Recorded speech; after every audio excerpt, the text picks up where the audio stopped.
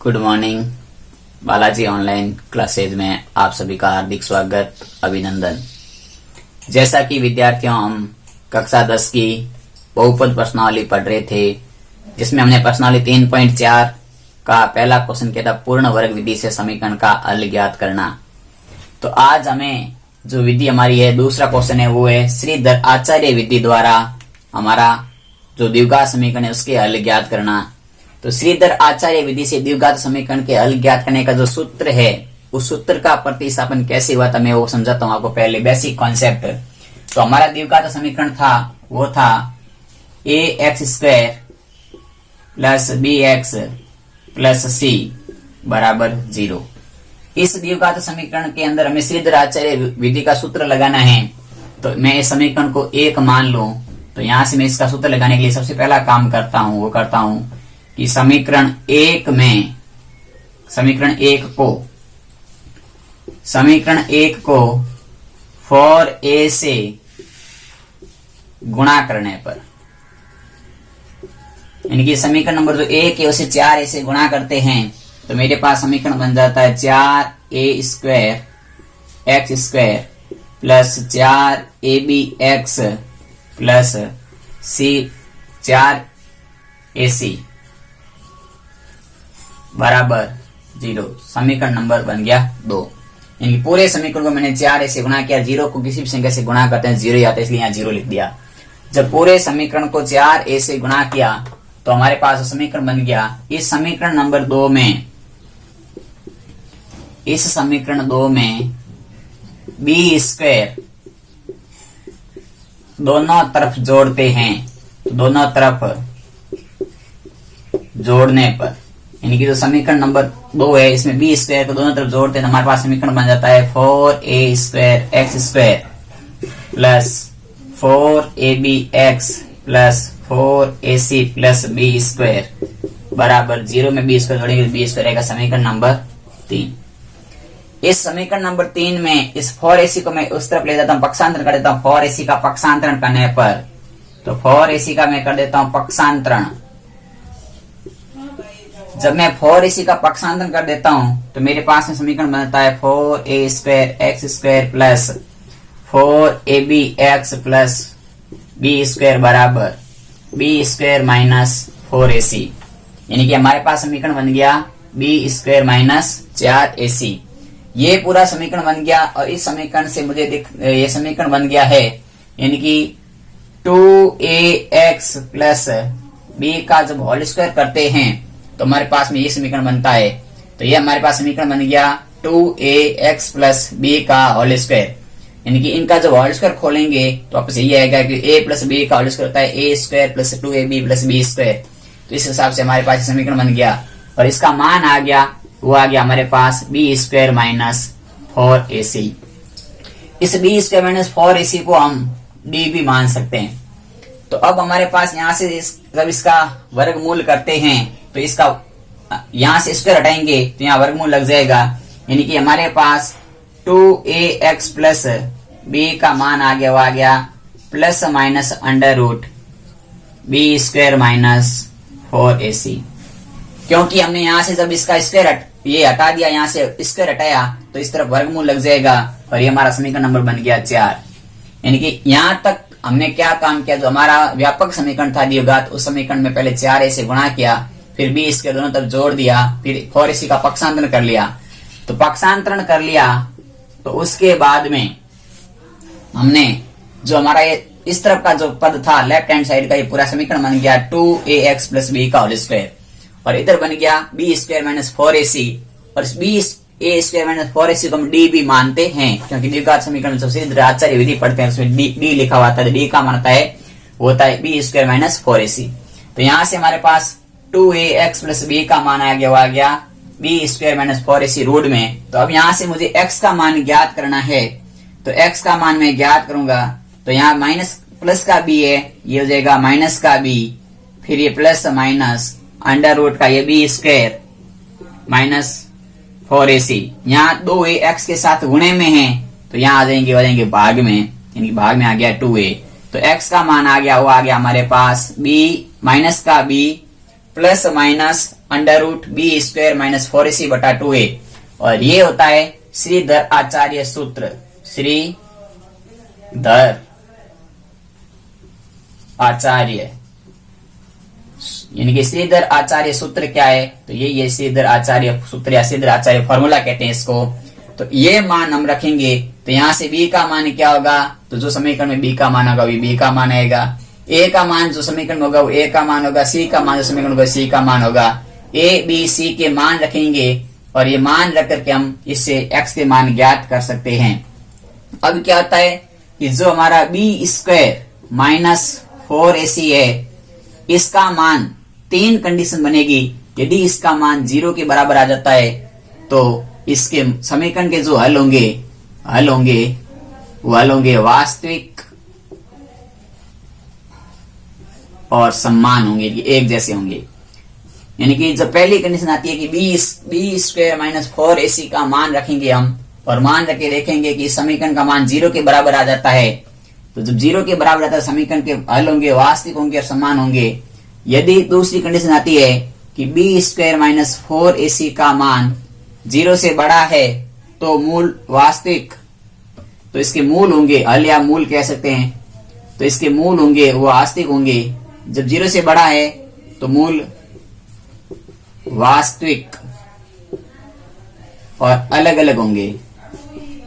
और जब B square minus 4ac का मान 0 से छोटा है तो मूल हो जाएंगे काल्पनिक। ये 3 कंडीशन आपको याद रखनी है। यानी कि जब बी स्क्वायर माइनस 4ac का मान 0 के बराबर आएगा तो इसके 2 मूल आएंगे और दोनों मूल समान होंगे और वास्तविक होंगे। जब बी स्क्वायर 4ac का मान 0 से बड़ा आएगा तो मूल वास्तविक होंगे, अलग अलग होंगे। और जब 0 से छोटा आ जाएगा तो मूल काल्पनिक होंगे और काल्पनिक मूलों को हम ज्ञात नहीं कर सकते हैं। तो इस प्रकार से श्रीधर आचार्य विधि का जो सूत्र है ये x बराबर minus B plus minus root B square minus 4ac बटा 2a। इस सूत्र से इन समीकरणों की 3 कंडीशनों से हम अगला क्वेश्चन करते हैं। हमारा प्रश्नावली 3.4 का दूसरा। तो 3.4 का दूसरा क्वेश्चन है वो है कि निम्न द्विघात समीकरणों के यदि मूल है तो मूल के अस्तित्व का पता कीजिए और श्रीधर आचार्य विधि द्वारा उसके मूल ज्ञात कीजिए। तो चलिए हम शुरू करते हैं हमारा दूसरा क्वेश्चन। तो एक बार आप इसको जल्दी से नोट कर लीजिए कि श्रीधर आचार्य विधि से सूत्र कैसे निकाला गया है। जल्दी से स्क्रीनशॉट ले लीजिए या नोट कर लीजिए।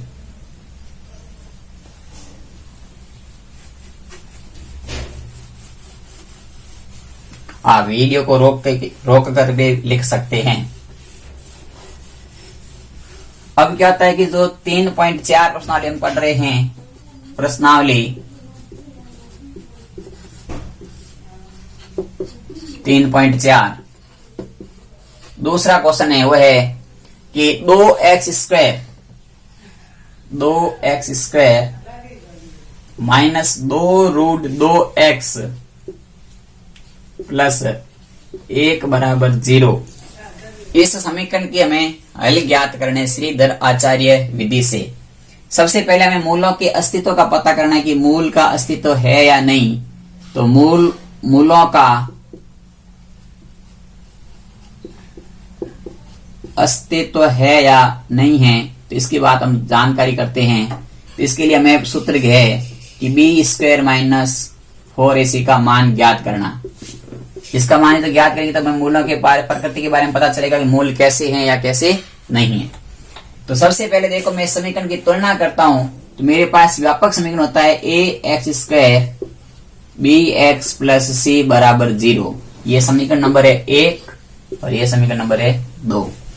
तो देखो इन दोनों समीकरण की तुलना करता हूं। इनकी समीकरण नंबर 1 व समीकरण नंबर 2 की तुलना करता हूं। 1 व 2 की तुलना। जब समीकरण नंबर 1 व 2 की तुलना करते हैं तो तुलना करने से पता चलता है कि जो हमारे पास में यहाँ x स्क्वायर है यहाँ भी x स्क्वायर, तो a का मान आ गया वो आ गया 2, b का मान आ गया माइनस का 2 अंडर रूट 2 और c का मान आ गया 1। ये चार a b c के मान इस समीकरण में रखते हैं तो हमारे पास में आता है माइनस का 2 अंडर रूट 2 का स्क्वायर 4 गुणा 2 गुणा 1 बराबर कितना आता है देखते हैं। जब इसको हम सरल करते हैं तो 2 का हो जाएगा 4, √2 का हो जाएगा 2, यानी कि 4 दून 8 और ये हो जाएंगे 8। तो 8 माइनस 8 बराबर आ गया 0, यानी कि इसके मूल होंगे वो वास्तविक होंगे, मूल वास्तविक और समान होंगे। क्यों होंगे? क्योंकि हमें बी स्क्वायर माइनस 4ac का मान कैसा आ गया? तो 0 आ गया, तो मूल वास्तविक और समान होंगे। अब मूल वास्तविक और समान होंगे तो इसको श्रीधर आचार्य विधि से हम मूल्य ज्ञात करते हैं। तो एक बार आप इसको लिख लीजिए, फिर मैं सूत्र लगा के इसका मूल्य ज्ञात करता हूं, तो जल्दी से आप इसको नोट कीजिए। तो अब इसकी हमने कंडीशन याद कर ली कि मूलों का अस्तित्व है या नहीं। तो मूलों का अस्तित्व है, मूल कैसे आएंगे? तो मूल वास्तविक आएंगे, समान आएंगे, एक जैसे आएंगे। तो चलिए अब हम शुरू करते हैं हमारा इसका अगला पार्ट, यानी कि मूल ज्ञात करते हैं। तो आपने इसका स्क्रीनशॉट ले लिया होगा।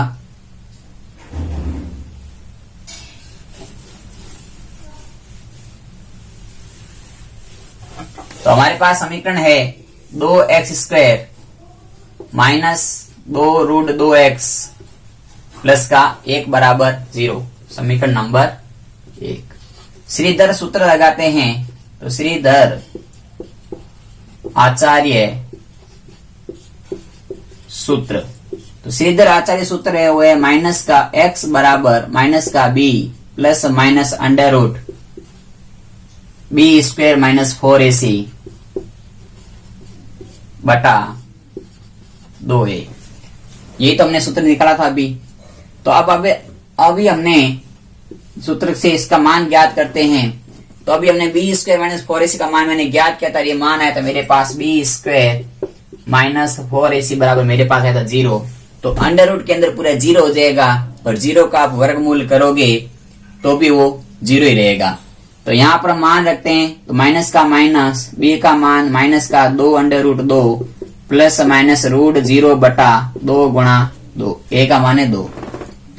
इसको सॉल्व करते हैं तो ये plus minus minus minus plus हो जाएगा, ऊपर रह गया 2 बटा √2 और नीचे हो गया 4। इसको जब सॉल्यूशन किया तो 2 से 2 कट गया, इनकी √2 बटा 2 रह गया, और √2 बटा 2 को मैं लिख सकता हूँ, ऊपर लिख सकता हूँ √2 और खाली 2 है, इसको लिख सकता हूँ √2 गुणा √2। तो 1 √2 से 1 √2 कट गया, तो मेरे पास उत्तर आ गया 1 बटा √2, और मूल समान है तो दूसरा मूल भी आएगा 1 बटा √2। इसका आंसर आ गया 1 बटा √2, 1 बटा √2। ये इसके आगे मूल वास्तविक भी है और समान है, दोनों एक जैसे हैं। तो ये था इसका आंसर। आप एक बार से जल्दी से स्क्रीनशॉट ले लो और लिख लो। इस प्रकार से श्रीधर आचार्य विधि का जो कॉन्सेप्ट मैंने आपको समझाया है, एक बार आप उसको समझना, उसके बाद इस क्वेश्चन को वापस हल करना। अगले क्वेश्चन हम नेक्स्ट वीडियो में करेंगे, इसलिए आपको जो समझाया गया बेसिक कॉन्सेप्ट है वो जरूर समझ में आया होगा। यदि मेरा वीडियो पसंद आता है आपको तो जरूर लाइक करना, चैनल को सब्सक्राइब करना और ज्यादा से ज्यादा अपने मित्रों तक शेयर करना। धन्यवाद।